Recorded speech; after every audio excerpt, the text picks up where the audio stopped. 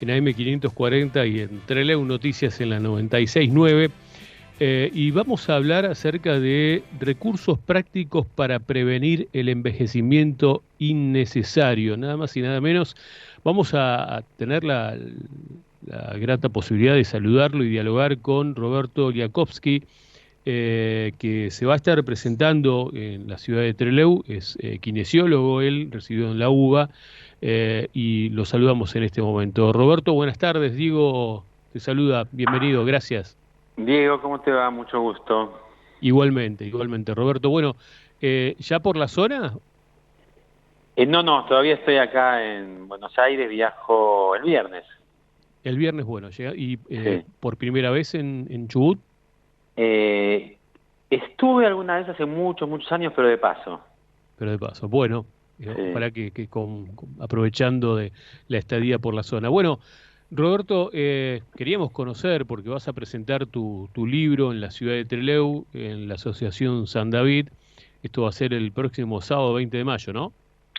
Sí, sí, en realidad voy a hacer tres actividades. Uno va a ser un curso más dedicado a profesionales del área del movimiento, después la presentación del libro y después el domingo un curso más acotado de 3 horas para gente que le pueda interesar, pero no necesariamente desde lo profesional.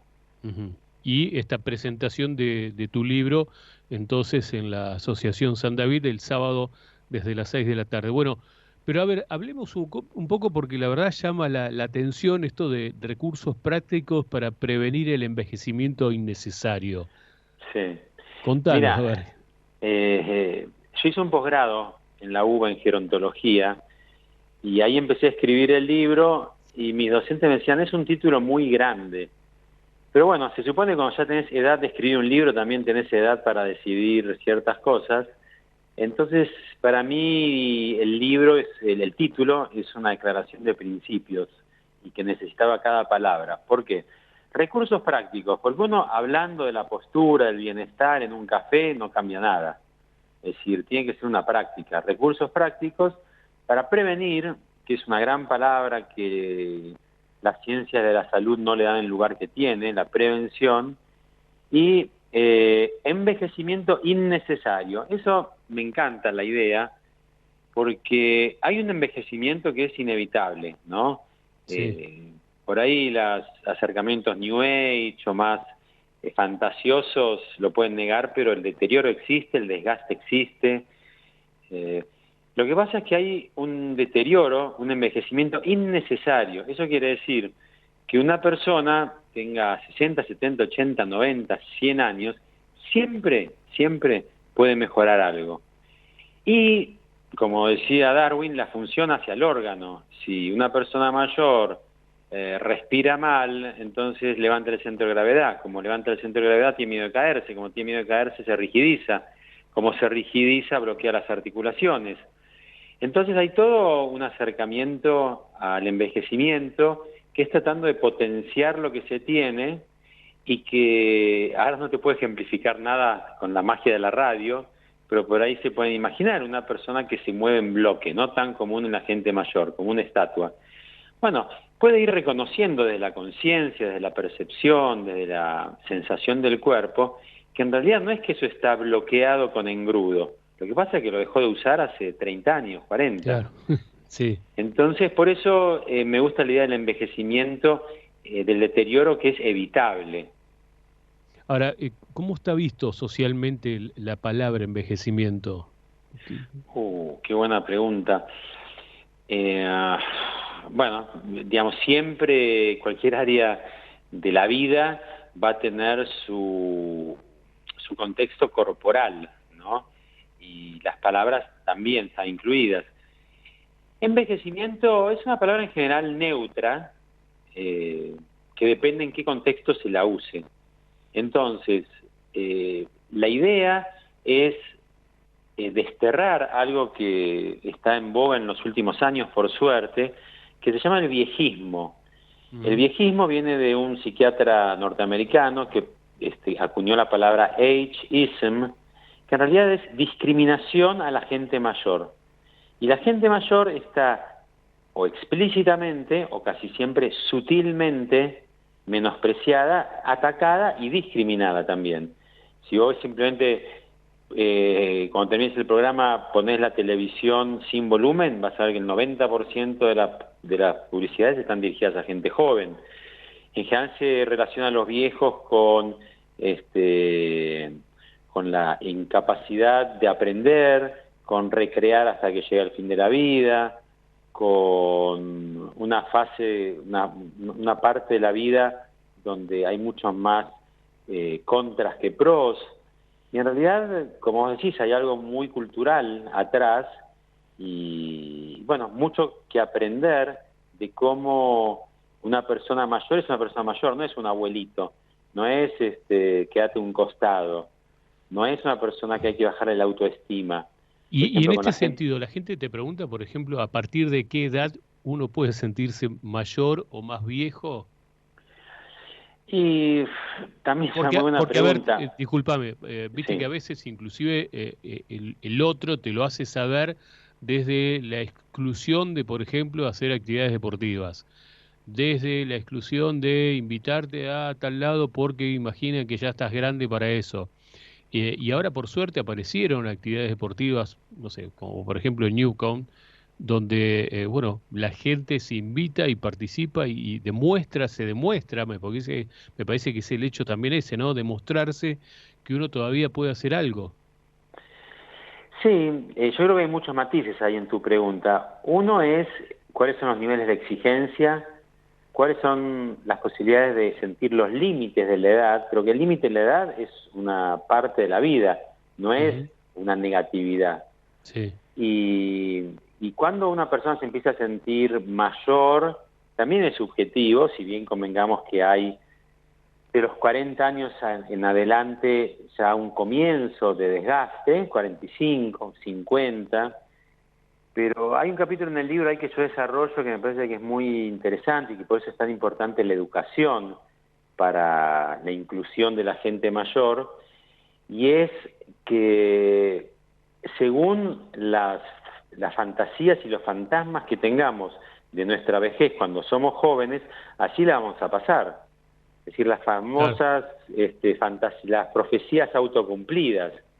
Si una persona le tiene mucho miedo a la edad, le tiene mucho miedo al deterioro, le tiene mucho miedo a la vida, entonces, bueno, eso va a ir fraguando un tipo de carácter distinto, que ir aceptando las etapas y entender que cada etapa tiene lo suyo, pero que no tiene por qué haber un deterioro en lo intelectual, en lo físico, fuera de contexto.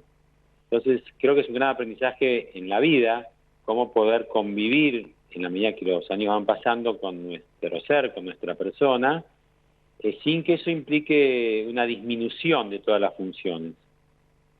Ujú. Ahora, ¿qué notas que la gente le tiene más miedo o le preocupa más? No sé si es miedo, sino preocupación por ahí, por hacer algo, por encarar algo cuando ya tiene edad, ¿no? A la utilización del cuerpo asociado al daño o al desgaste natural. Sí, se empieza a desarrollar algo que se llama kinesiofobia, que es como la fobia, el miedo al movimiento.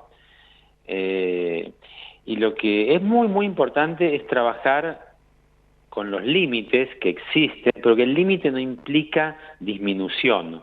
Es decir, hay un envejecimiento que es saludable, que es vital, y hay un envejecimiento que es malhumorado, que es de mal carácter, que es de aferrarse a creencias y mandatos.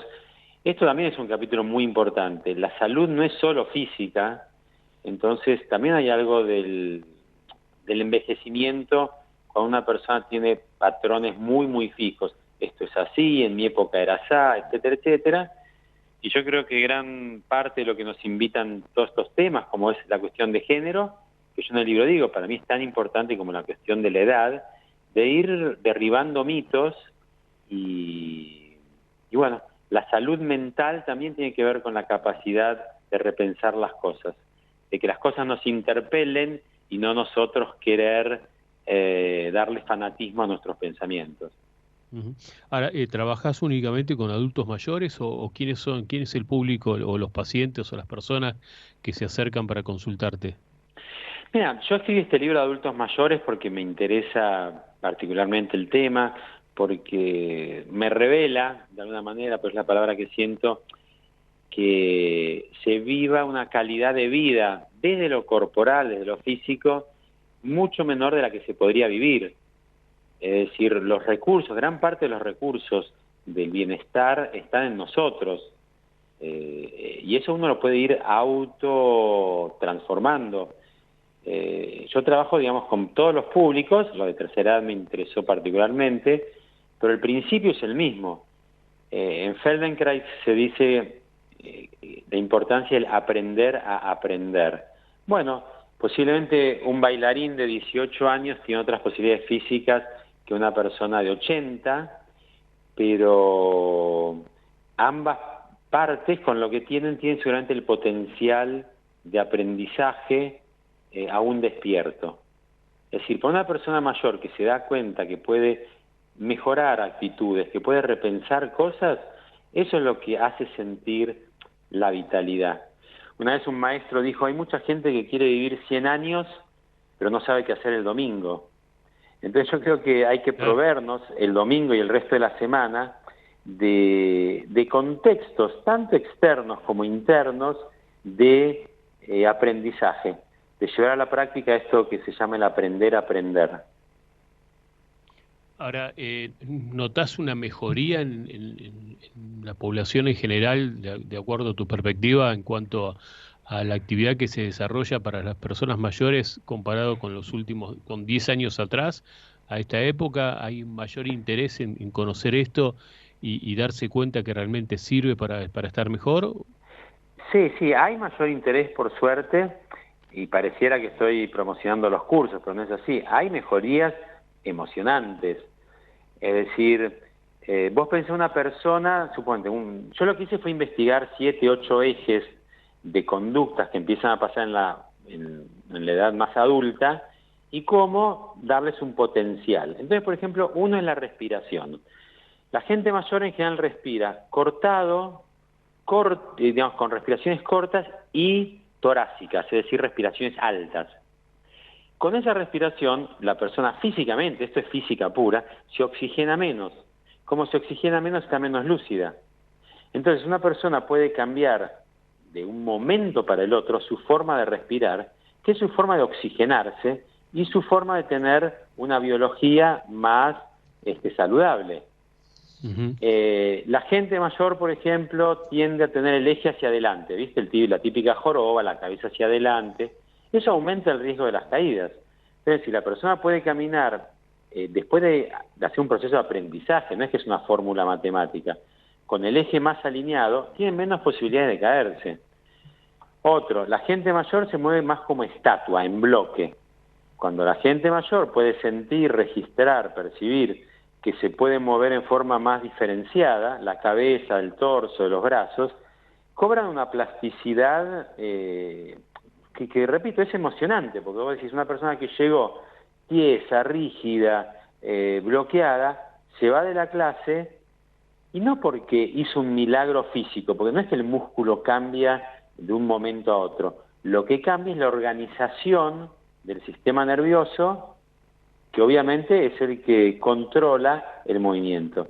Las neurociencias han traído unos avances y unas comprobaciones con estos, digamos, sumamente fehacientes.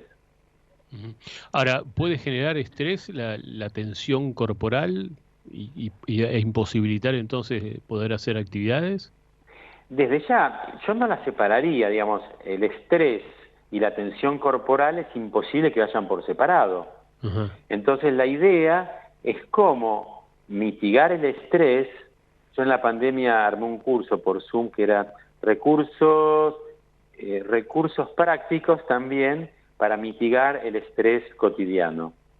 Entonces, desde ya que con algunas prácticas simples, desde el movimiento, desde la respiración, desde la conciencia del cuerpo, desde la propia percepción no conceptual, no racional, sino bien lo que se llama kinestésica, es decir, todas las percepciones que tenemos de nuestro cuerpo, que las empezamos a a enterrar en favor de los conceptos y las ideas y los pensamientos racionales.